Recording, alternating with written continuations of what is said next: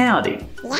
Sometimes junk food companies try and innovate their sodas, chocolates, and treats. And there are times where this brings us successful, creative variations or new flavors, some of which have stayed on shelves for many years. But there have been other times where junk food has bombed really badly, and you just wonder what the creators were thinking, or slowly fade into obscurity over many years, where they end up in the candy graveyard. Maybe these junk foods failed because they looked unappealing to people, or maybe they just tasted outright revolting. Kind of tastes like a brown crayon and a black crayon melted together in the microwave. So I'd like to share with you what I consider the biggest, the worst, or maybe just the most interesting failures. Let's check out the 10 biggest junk food failures. We'll be mainly focusing on candy items such as chocolate chips and soda, because when I think of junk food, well, that's the kind of stuff I think of. And of course, if you do have a differing opinion, that's great. It's just my silly personal opinion, and as long as you're not hurting anyone, I respect your opinion. So take this vid with a pinch of salt. Anyway, let's begin. And for a quick bonus entry, here's number 11. Watermelon Oreos. The Oreo company is certainly no stranger to trying very bizarre variations of their Oreo flavors, such as golden Oreos, birthday cake Oreos, reverse Oreos, limeade Oreos, ew, or fruity crisp Oreos? You get the idea. But apparently it was watermelon Oreos that was just a flavor too far for many people, and limeade Oreos wasn't? Anyway, sales of the watermelon Oreo was subpar at best, and it was quickly phased off shelves. Plus, it had 2 stuffings instead of 1, which was probably more tedious to manufacture, compared to say a regular Oreo, which only has 1 stuffing. But personally, I think the packaging of these was really good. It's beautifully colored, and when I see this kind of packaging, I just immediately think fresh. But the big question is, how do they taste? Well, there were various taste testers out there, like the YouTuber Kinda Funny. He said it only had a very mild watermelon taste to it, but like the rind part of the watermelon with no actual sweetness, with the golden cookie outside having the standard sweet golden taste. He also tested it with milk and said it just doesn't know what it wants to be. It certainly didn't seem to overwhelmingly please any taste testers I saw try it. He gave it a score of 4 out of 10 and called it an offense to watermelon lovers. Ouch. So it sounds like for the few people who did buy this watermelon flavor, they weren't pleased enough with it to buy a second package. Overall, if you are an Oreo fan and you missed out on this flavor, it doesn't sound like you missed out on much. But it is a pretty package. I mean, seriously, it's brilliant. I want this thing as my desktop wallpaper. Number 10.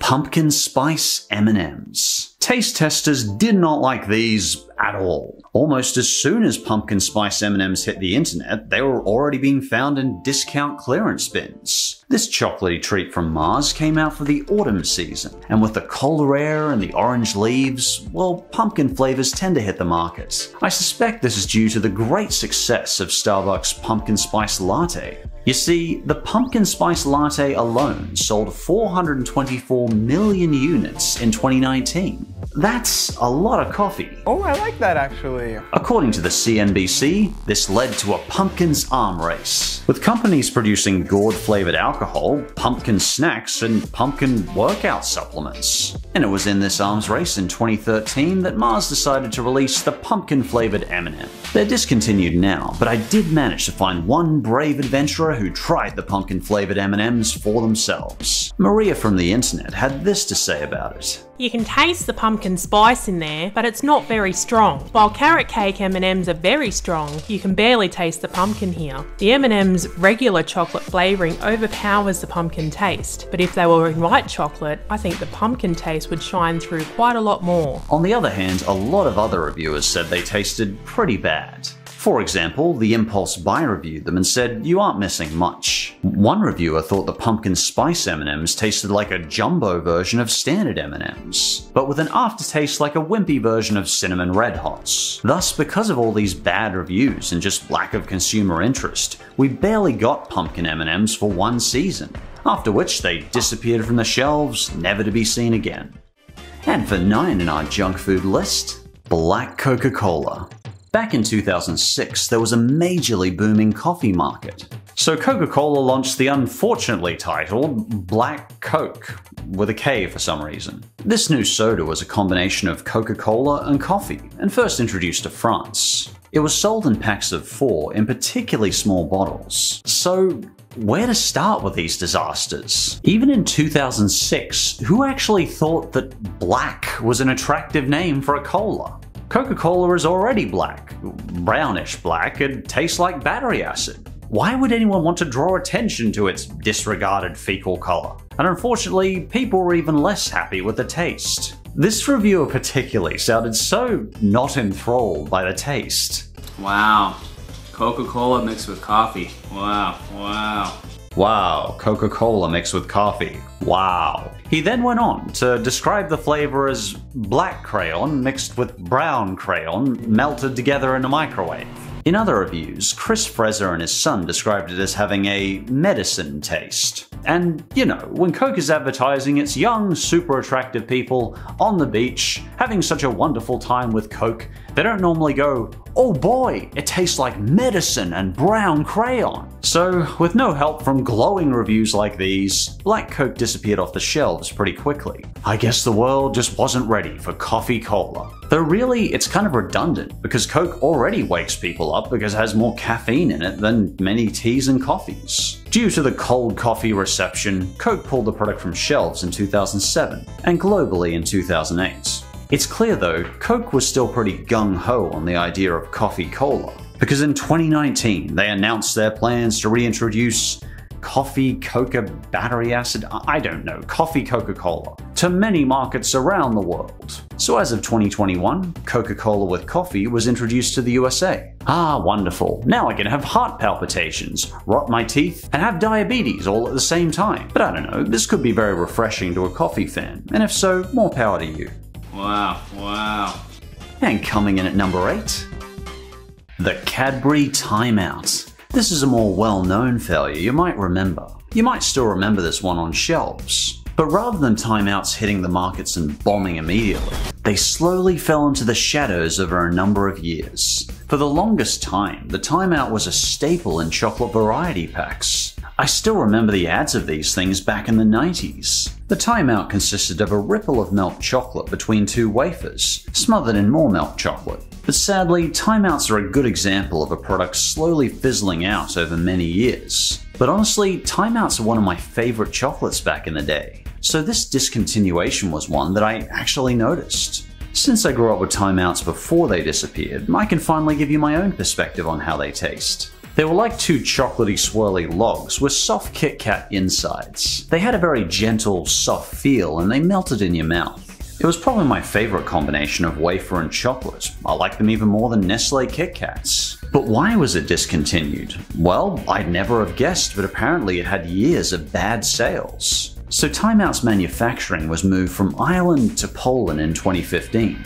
I do remember myself often skipping them when going for the occasional treat. So now, I kind of feel like I'm part of the problem for them disappearing.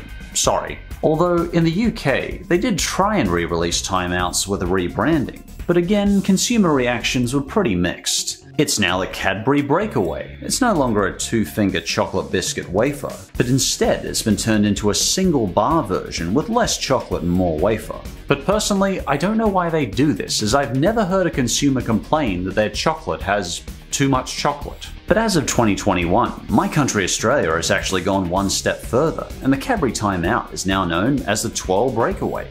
And since it's in Australia, I can actually tell you what they taste like. 3 hours later. Honestly, it's a lot like the taste I grew up with, but a fair bit sweeter. It tastes more like a twirl, which is not that surprising since, it's a twirl. Very similar mouthfeel to the Cadbury Timeout, but a fair bit sweeter. I think I prefer the original Timeout a bit more, but this is okay. So if you ever want to try the closest thing to a Timeout, well, you can always pick one up on your way to Australia. And for 7 lucky 7, Crystal Pepsi. Back in the early 90s, we had what was called the clear craze. Apparently, this fad equated transparency with purity. The phase was all about this purity in health. No artificial dyes, colors, preservatives, or so on. You know the drill. Pretty much, if it was made in a lab, it was bad. Hopefully, penicillin wasn't included in this craze anyway. As a trend arrived, PepsiCo wanted to get on board with it, so they made Crystal Pepsi. A Pepsi without any of the artificial dyes or colors that give it its appearance. And this Crystal Pepsi was indeed pure of many things, even caffeine and preservatives. But Crystal Pepsi did not catch on at all. In fact, this new Pepsi didn't even last a year before being taken off shelves. When many consumers saw it, they had no idea what it was meant to taste like. Was it bottled water? Was it vinegar? Apart from clear water and vinegar, I normally only find clear liquids in my medicine cabinet or under my sink. So we're taught pretty much any clear liquids except water should never be drunk ever. But what did this mysterious clear liquid taste like? Well, apparently it tasted like regular Pepsi, except the caramel color was removed. This apparently made it taste less acidic than regular Pepsi. And personally, I think I'd like this because I normally find most soft drinks a little too acidic for my tastes. One fellow on BuzzFeed claimed it tastes like Pepsi with an aftertaste of modeling clay. Which does bring to question how he knows what modeling clay tastes like, but anyway. But most damning of all, one person even claimed the soda was messing with her brain. It's messing with my brain. I don't know, my eyes and my taste buds are not connecting on this. Messing with their never mind. And PepsiCo really did pump a lot of money into marketing this thing. They even had an over-the-top commercial featuring Van Halen's song Right Now. And while personally the ad may make me never want to touch a carbonated beverage ever again, apparently at the time it was good marketing. But apparently, consumer confusion wasn't just from the clear look. Coca-Cola, evil as ever, had an insidious strategy to take their competitor down. They deliberately released a competitor product that was known as Tab Clear that was calorie-free. This confused consumers even more, as many people started to assume that Crystal Pepsi was also a diet drink. And at the time, diet sodas weren't nearly as popular as sugar sodas. Diet sodas were somehow seen as emasculine, because I guess somehow diabetes and obesity was masculine? I don't know. Tab Clear was deliberately designed to fail in order to take Crystal Pepsi down with it, and within a year, Crystal Pepsi was discontinued, never to be seen again. Except for the occasional brief re-releases in the 2010s. That's alright. I'm kidding. It's delicious. Also, let me know in the comments if you'd like me to talk more about failed sodas in the future. There's a lot of them, and there's some really interesting ones. And for number 6, Sweet Heat Skittles. In the past, I've known Skittles for fruity, colorful flavors, you know, tasting the rainbow. But this is a Mexican variant, spicy version of Skittles. Because apparently, Wrigley's thought when you combine spicy and Skittles, you get sales. They were very wrong. You see, for a time, spicy foods were a hot trend in the snack market. I personally never understood this trend because when I think of spicy, I tend to think of like taco salsa, not really candy. Sure, FONA reports may say that 95% of Americans enjoy at least mild levels of spice in their food, but I don't necessarily know if they want that spice in their chocolate and sweets. Market research also found that 2/3 of US consumers find sweet and spicy flavors appealing. Again, yeah, but do they really want to combine chocolate and salsa? To me, that sounds terrible. But Wrigley seemed very confident in introducing Sweet Heat Skittles. Could it be? Perhaps algorithms can't predict everything about humans? Well, the chart says... I'm not asking the charts, I'm asking you! Even if Skittles is known to define themselves by funny flavors, consumers saw this flavor as way out there, even for them. But let's find out what this Sweet Heat flavor tasted like. So here it is, like to taste it, here it go. Tasters such as Chris Snacks seem to have a hard time finding the heat or spiciness in them, while on the other hand, taste testers like Real Ale were quite taken aback by the spice. He reported on a peppery feeling at the back of his throat. He did feel they were quite strong as he wouldn't want to accidentally buy them for a kid. In fact, most reviews were pretty positive about the Sweet Heats. But despite these positive reviews for the taste, Sweet Heat Skittles disappeared to the candy graveyard soon after they were released. I guess most consumers just found these strange candies a little too weird. Number 5. The Hubba Bubba soda. This thing is so 80s that it hurts my face. It's a gum flavored soda. Why not? What could possibly go wrong with that? And truly, who wouldn't want a gum flavored soda after seeing this ad? The young ladies are going absolutely berserk for this guy. And who can blame them? This guy is just nailing it with that pink fluorescent shirt. And lucky us, he's even giving out autographs. I'm calling it now. This may be the most white, uncool ad ever conceived by man. Sources claim this bubblegum soda was quickly discontinued for unknown reasons. But how unknown can the reasons be after seeing this ad? Honestly, I never want to drink any soda ever again after seeing this. Anyway, if this was their marketing campaign, I'm surprised they didn't get punched in the face.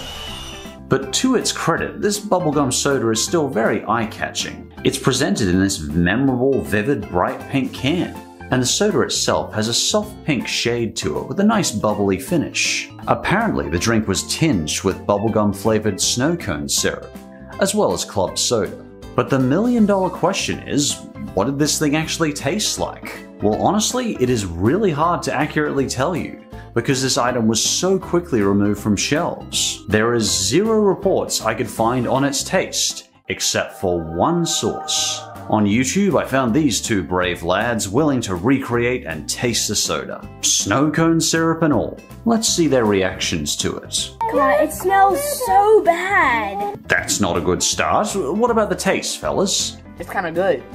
It's okay. I ain't gonna lie. It's not as bad as I thought it was. 5 out of 10. Okay, I'm going to let myself. Okay, it's very clear they weren't blown away. When 2 young boys toss out your sugary soda without ever drinking it, well, you know you've botched up pretty bad. But props to you for being pioneers, boys. As far as I can see, you 2 are the only people on YouTube to ever taste test this soda. I appreciate you helping us know what this monstrosity of nature tasted like. But the most shocking news to all of this is, apparently this gum soda is missed, because there is a petition online of fans who demand that Hubba Bubba soda be brought back again. And it has a whole 671 signatures. I am not one of them. No, I'm not doing it. Could I sign a petition to not bring it back? And in our junk food list, coming at number 4, Hersheys Swoops. New swoops from Hersheys. They're called Hersheys Swoops, but they're soon to be known as Hersheys Oops. Even the name of the product feels like an oops. Hersheys Swoops. I'm sorry if you're a headphone user, it sounds awful. It certainly doesn't roll off the tongue like Snickers or Mars or M&Ms or Cadbury. What does swoops even mean? Normally, that's the kind of name you give to a dippable chip, so this alone caused some consumer confusion. I'm just going to call them Hershoops so it doesn't sound as bad on the microphone. Hershoop were basically the chocolate version of Pringles, which in theory sounds like a pretty tasty idea. The chocolate's unique curvy shape promised, in their words, an indulgent mouth-melting experience. But after 3 years on the market with dwindling sales, they were removed without much fanfare or excitement. Which is kind of ironic given the ridiculous levels of excitement being shown in this commercial. I mean, truly, these people were deliriously invigorated by this chocolate Pringle. I don't know if I could get this excited about winning the lottery. Truly, they did not know joy in their lives until they tasted the Swoops. It was basically just Hershey's chocolate manufactured in the shape of a Pringle. They came in many flavors, including Almond Joy, Peanut Butter Cup, and Milk Chocolate, as well as Peppermint White Chocolate around Christmas. One of the problems consumers had was there was only 6 per pack, and when you think Pringles, people normally chomp down like 20 or 30 of them, not 6. Because once you pop, apparently you can't stop. In this case though, I guess you have to at 6. People were deeply unsatisfied with these swoops, and took to the streets in fury. Well, not really, but the Hershoops was discontinued due to lack of popularity. Although, it must be noted, the Hershoops has a massive unheard fan base. In fact, this Hershoops post got a massive 9 likes and 2 retweets. I think it's clear we need a petition to bring the Hershoops back.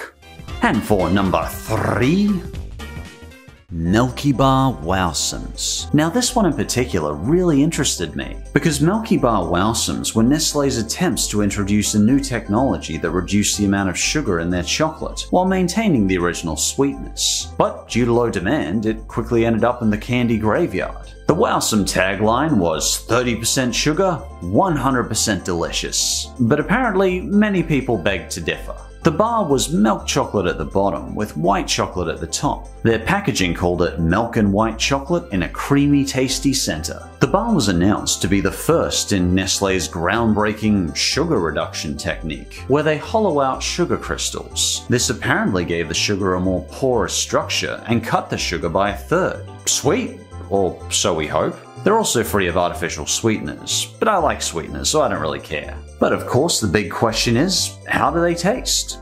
That's unusual. Well, we're off to a good start. We now know it tastes unusual. Maverick Baking said it tastes powdery. Apparently it has that cream filling, but that cream filling also tastes powdery. Powdery, a bit like a protein shake. And I think these mixed to meh reviews were probably a good indication of why this failed. The technology and techniques just weren't there yet. And I guess people decided if they wanted to have a 200 to 300 calorie chocolate bar, well, they wanted to make it worth it. To have something that tasted great, not just okay. Chocolate is all about indulgence. I think it's about having that beautiful moment of taste on the lips, not just a moment of, that was alright. A 3 out of 5. But apparently, despite this failure, Nestlé continues to try and hone their sugar reduction technology. And honestly, I think that's a wonderful thing. Rather than people being constantly forced to discipline themselves every time they go to the junk food aisle, it'd be so much better if we could actually allow people to eat the treats they love without having to sacrifice their health. You know, I'll truly believe we're in the future when we can one day make a chocolate that is low in calories but still high in taste. I look forward to that day when people don't have to fret about their waistlines and health by eating chocolate. And coming in at number 2, Lay's Wavy chocolate-covered potato chips. In 2013, Lay's produced their first and seemingly last chocolate-covered chip, the Lay's Wavy chocolate-covered chip. Though there is a shroud of mystery to this story. Chocolate-covered chips may sound like an odd combination, but the combination of sweet and savory has actually been around for a long time. A good example might be chocolate-covered pretzels or Ben & Jerry's Chip Happens ice cream. But Lay's were very cautious on releasing these. As chip makers, they hadn't delved much into sweet junk foods before. Mixing chocolate and salty snacks was new territory for them. So initially, these chips were only a limited time snack sold only at Target stores. And if it did sell okay, they wanted to bring it back as a permanent item in the future. Milk chocolate covered potato chips. News articles seem stunned at the idea of a chocolate-covered chip, but this is where things start to get a little vaguer and stranger. As of 2022, I couldn't find a single stock of Lay's chocolate chips anywhere on the internet. Yet I also couldn't find any trace of them announcing it had been discontinued. They were also released once in 2015 as a Valentine's special, but as far as I can see, they didn't become a permanent item then either. Even if online shops claimed to have them, they were sold out whenever I looked. I couldn't even find a single Amazon review of these chips dated after 2017. However, I did find an article stating they were once used as an exclusive prize for winning a Lay's competition on Valentine's Day. And oh boy, your grand prize is winning a packet of chips. That is so lackluster, I don't even know how to turn that into a joke. I guess the second place prize is a can of soda. Oh boy. But if you weren't this lucky prize winner, what did these decadent cookie chip things taste like? Well, although only one side of this chip was covered in a thick coating of chocolate, the chocolate coating was so thick that some tasters couldn't even taste the chip at all. There's so much chocolate on it. You know you're biting into something with chocolate on it. But despite this, many still noticed that iconic chip crunch. Many of the chips didn't present very well, certainly not as good on the packet, and were very broken and scuffed. One person described it as kind of like eating a crunch bar. That does sound pretty tasty, but I guess Lay's just couldn't find a big enough audience, because these chocolate-covered chips disappeared out of circulation so quickly that no one even batted an eyelid. And for number 1, New Coke. This is perhaps the most well-known and biggest junk food failure of all, as Coca-Cola put a lot of money into marketing this new replacement for the original Coke. Back in the 1980s, when Pepsi was becoming a powerful competitor to Coke, Coca-Cola had been worried because they were losing market share to Pepsi. Coke decided, we've got to shake things up. You see, Pepsi found that in blind taste tests, the majority of time people would pick Pepsi instead of Coke, possibly because Pepsi was a lot sweeter. So for the first time in 99 years, Coca-Cola decided to change the taste of their Coke, something sweeter. So essentially, they wanted Coke to taste more like Pepsi. But people had been conditioned for literal decades to like the same taste Coke had been giving them for so long. And when Coke tried to change the recipe, the backlash was enormous. There was true public outcry. Anyway, because of this backlash, Coke flip-flopped. They completely abandoned the new Coke and returned it to Coke Classic.